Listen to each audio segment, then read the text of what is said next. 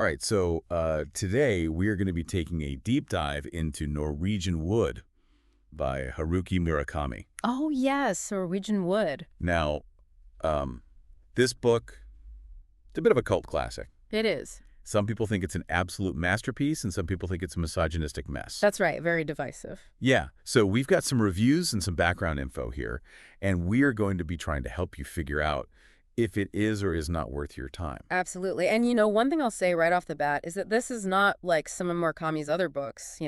This isn't your Kafka on the Shore. This isn't 1Q84. So no cats bursting into flames? No cats bursting into flames. No alternate realities? This is a much more grounded story. It's a coming-of-age tale set in 1960s Japan. Okay. But it does deal with some heavy themes. So you've got grief and loss and sexuality. Gotcha. So not exactly a light beach read? No, not a light beach read. A lot of the reviews that I read about this book mentioned that it was beautifully written. Yes. But can you give us an example of what makes Murakami's style so unique? Yeah, so Murakami's really great at creating atmosphere, and I think you can tell that just from like a single passage. So for example, in one passage, he describes the feeling of walking through a forest in autumn. Wait. And he says that the air smelled of damp earth and fallen leaves, and the sunlight filtering through the branches was like liquid gold. Oh. And you can see there how he's appealing to all of your senses. So you've got the smell of the earth, the sight of the light. It's incredibly immersive. Yeah, I can practically feel the crisp autumn air on my face just from that description. Exactly. But let's talk about the main character, Toru Watanabe. Yes. Because a lot of reviewers that I read found him to be a bit whiny and a bit self-pitying and just kind of a nice guy. Yeah.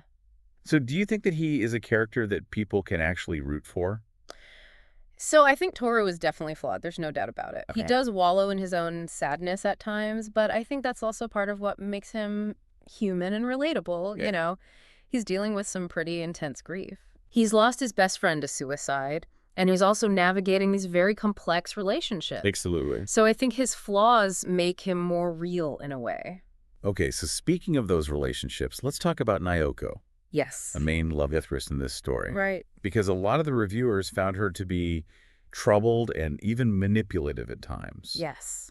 So what's your take on her character? I think Naoko is a fascinating character. Okay. She's really haunted by past trauma. Okay. The death of her boyfriend and then later her sister. And I think this trauma really shapes her actions and it makes her withdraw into herself.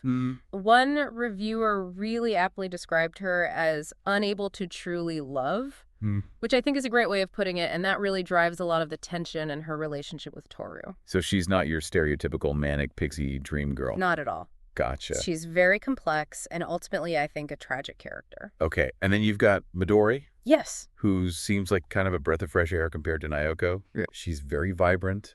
She's assertive. Yeah. But some reviewers called her a fantasy girlfriend. Yeah. Is she too good to be true? I think Midori is definitely a foil to Naoko. Okay. She represents life and vitality and I think a chance at a healthier relationship for Toru. But she also has her own baggage. Okay. She has a difficult family situation and she's fiercely independent, which challenges Toru's worldview. Okay. So she's a catalyst for growth, Gotcha. forcing him to kind of confront his desires and his needs. Okay, so something that a lot of the reviews mentioned about this book Yeah. is that it's very sexually charged. Yes. Some reviewers even found it a bit excessive. Yeah. So what do you think about that? Well, I think it's important to consider the historical context. Okay. This book is set in 1960s Japan, which was a time of massive social change, much like what was happening in the West. Okay. There was a burgeoning sexual revolution, and I think Murakami reflects that in his writing. So it's not just gratuitous act. I don't think so. I think it's very much a reflection of the time period and the character's own exploration of their sexuality. Okay, so the title, Norwegian Wood, it's from a Beatles song, right? That's right. Yeah, it's from the Beatles song Norwegian Wood. Why do you think he chose that song in particular? Well, I think it's more than just a catchy title. Okay. I think the song itself really reflects a lot of the book's themes. Fleeting encounters, unrequited love, a sense of melancholy and longing. Yeah. And there's even a line in the song about knowing she would not stay, which almost foreshadows, I think, the tragic events that unfold between Toru and Naoko. Oh, wow. So it's almost like the song sets the mood for the whole book. Yeah, exactly. That kind of underlying sense of sadness and loss that kind of permeates the whole thing. And, kind of brings us back to that question, where are you now?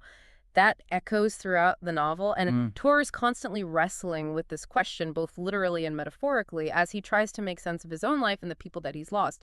Yeah, and I think that's something that everyone can relate to. Absolutely. You know, those moments in life where you feel a bit lost or uncertain about where you belong. Yeah, for sure. And I think that's a big part of why Norwegian Wood resonates so deeply with readers, you know? It taps into these really universal feelings of grief and longing and the search for connection. Now, I've seen this book compared to The Great Gatsby. Yes. Do you think that's an accurate comparison? I think it's an interesting parallel. Okay. Both books explore this idea of yearning for something that's ultimately out of reach, you know? Yeah. Toru, like Gatsby, is fixated on a love that he can't attain. Hmm. And they're both left grappling with this really profound sense of loss. So it's that feeling of reaching for a past that you can never recapture. Exactly. And speaking of longing, some reviewers found the ending of this book to be a little vague and unsatisfying. Yeah. What do you think of the ending? I mean, it's definitely ambiguous. It Yeah. leaves you with more questions than answers, but I think that's intentional. I don't think Murakami's interested in tying everything up in a neat little bow. So he's not trying to provide all the answers. No, not at all. I think he embraces the messiness of life Okay. and the complexity of relationships, and, you know, sometimes there just aren't easy answers. Now, there is another sensitive topic that I wanted to bring up. Yes. And that's that this book deals with suicide. And not just once, but multiple times. Right. That can be a really heavy subject for readers. Yeah, definitely. So how does Murakami handle it? It's true. Suicide is a recurring theme in the novel, Mm-hmm. but I think it's handled with a lot of sensitivity and nuance. It's never sensationalized or exploitative, you know? Okay. It's used to explore the characters' psychological depths and the societal pressures that they're facing. Okay. So it's dealt with in a really thoughtful way, I think. But for some readers, that might be a turnoff. Sure. They might see a book that has multiple suicides in it and think that's a bit too dark or depressing for me. Yeah, I can understand that perspective. You know, it's important to know what you're getting into. Yeah. This is not a lighthearted read. Yeah.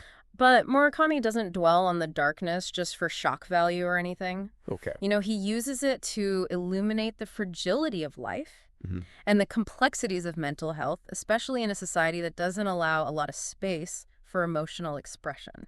So even though the book delves into these really dark themes, Yeah, it's ultimately offering something more than just despair. absolutely. Yeah. Okay, I think there's a lot of beauty in the way Murakami explores human connection Mm-hmm. and the search for meaning. It's about navigating loss and finding your place in the world. Yeah. And coming to terms with the fact that sometimes there aren't easy answers to the questions that we have. So we've covered a lot of ground here. We have. And I think it's clear that Norwegian Wood is a book that's going to provoke a lot of different reactions from people. For sure. It's complex, it's challenging, it's definitely not going to be for everyone. I agree with that. But for the right reader, Mhm. it could be a really rewarding experience. Oh, absolutely. It's a journey. Yeah. And it's a journey that stays with you. Okay. Murakami is writing the characters that haunting question, you know, where are you now? Hmm. It all lingers in your mind long after you finish the book. So for our listeners who are on the fence about this one, Yeah. should they add Norwegian Wood to their reading list? Well, I think it comes down to this, you know, if you are looking for a fast-paced plot or a lighthearted romance, this is probably not the book for you. Yeah.